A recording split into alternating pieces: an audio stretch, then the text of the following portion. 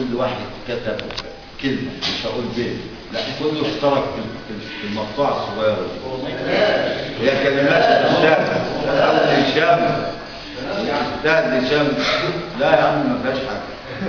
أستاذ هشام، أستاذ مصطفى تيسير والعبد الفقيه. طب ما تمسك المايك. شايل التليفون شايل التليفون في جيبه وفي ودنه السماعات، بيلاغي ودان حبيبه، بياكلها في خد وهات، مش عايز قال يسيبه منه قطع اهات.